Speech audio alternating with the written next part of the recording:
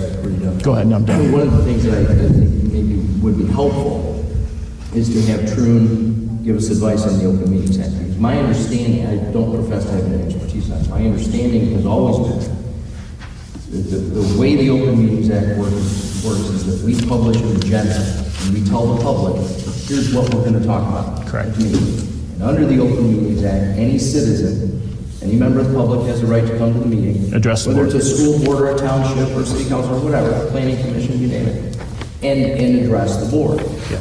If we start to deliberate, if we start to have a dialogue about something that's not on the agenda, something that if we respond to public comment, Right. we've now started deliberating over something that we didn't put on the agenda, that we didn't tell the public we were going to talk about. So then some other member of the public might say, well, wait a minute, if I'd known you were going to talk about that, I would have come to the meeting and I would have expressed my opinion. So by deliberating with the public at the meeting, you've now violated the Open Meetings Act. Yep. So we have to be, I think, and I Yes. would like to get Troon to give us advice on this, because my understanding has been that's why we don't engage, because we're now starting to deliberate about matters that we shouldn't be. Michigan Association of School Boards, True and Alm will tell you, your meeting is a business meeting of the board that's open for the public observation.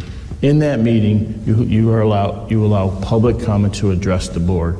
It is not a dialogue on your business. All that, you guys are supposed to be out getting that feedback as you go, coming in, and you're the representatives of the community to make that choice.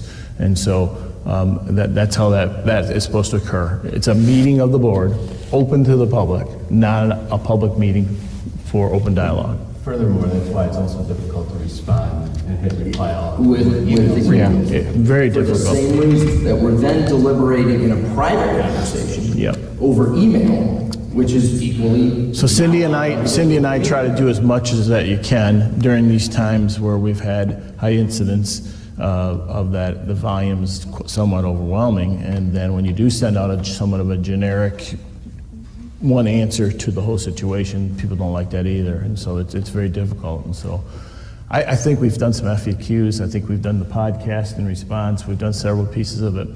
Somebody mentioned like an open forum, and if you've watched any of those in the state, they have not been good.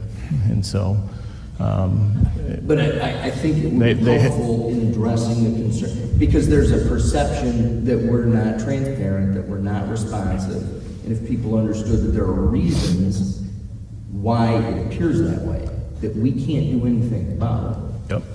I think that would be helpful. Yeah, I think